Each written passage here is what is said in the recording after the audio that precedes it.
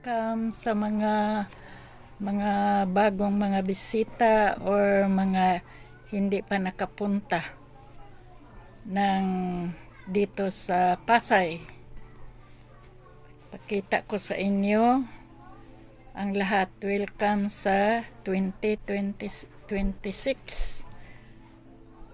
Kaya pasalamat tayo mga kaibigan, mga bisita natin dito. So yung hindi pa nakapunta dito, kailangan natin sila invite sila na magpunta dito sa Pasay. Kita ninyo yung ang Pasay ngayon na hindi pa kabisado. Tingnan ninyo ang Pasay kung gaano kalinis na. At iba-ibang lugar na hindi pa nakarating sa Pasay.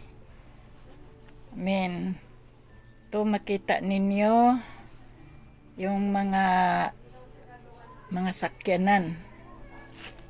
Kita ninyo dito sa itong Buendia. Ito yung Buendia. Buendia kung saan ang marami mga sasakyan. Ito galing ng Baclaran at galing EDSA. Itong makita ninyo sa harap ninyo, ito ang papuntang Makati. Yung lumiko, papunta ng Divisoria, Quiapo, Santa Cruz. Dadaan sila ng Manila. Alam ninyo, ang mga e-bike ngayon pinagbabawal dahil di na sila pwedeng dumaan sa mga highway. Pwede sila nasa mga mga walang dili highway. Dahil napakadelikado, masagi lang sila. Napakadelikado, madali sila madisgrasya. Kaya itong lahat na lumiko o dadaanan ng LRT at ang FB Harrison, Rojas Boulevard. Pag Boulevard na daan mo ang Cultural PICC, dito ang maraming tanawin. At Dolomite, ito makita ninyo. Kung galing kayo ng Pasay, galing kayo ng Manila. Dito. Kaya yung mga taga-ibang bansa, bisitahin ninyo ang Pilipinas.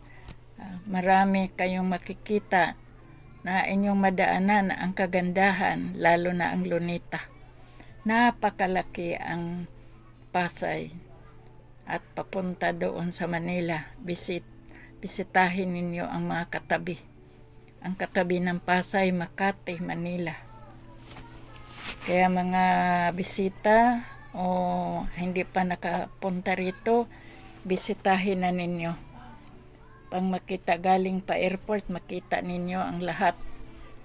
Simula ng airport, dadaan na kayo ng Pasay papuntang Manila.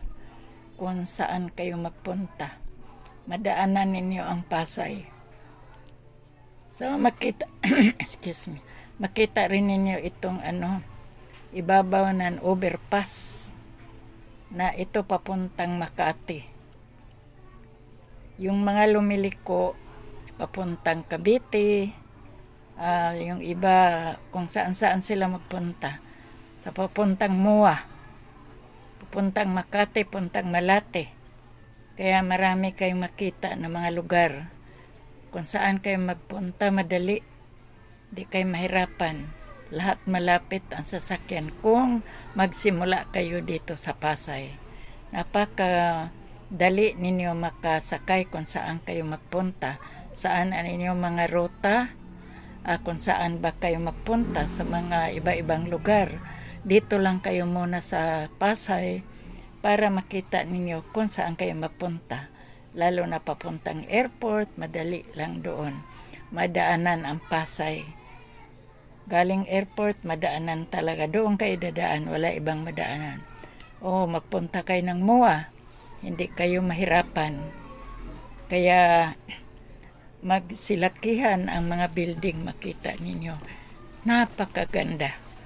Kaya mga bisita, mga kaibigan na hindi pa nakapunta ng Pasay, punta kayo dito.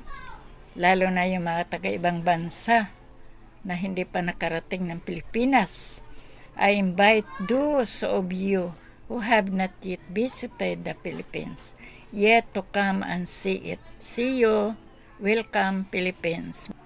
Kaya salamat sa ating Panginoon na siya ang Diyos na nag-ayos sa lahat ng mga bagay. Salamat sa iyo, Panginoon. Ikaw ang lahat-lahat sa amin na lagi naggabay at nag-iingat sa bawat isa na sa pagpasok namin sa 2026.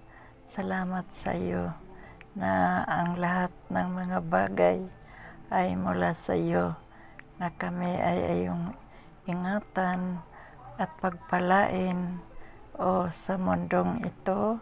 Nakamasama ka namin, Panginoon, na ikaw ang aming Diyos na tagapag-ayos, na nag-iingat, na ikaw ang aming sandalan sa lahat ng mga bagay. Kaya salamat sa iyo, Panginoon, sa buong 2026 na pagpasok namin sa taon na ito. Salamat na kami ay pagpalain mo at iniingatan sa mundong ito. Kaya salamat sa iyo, Panginoon. Love ka namin at lahal mo rin kami. Amen, Lord.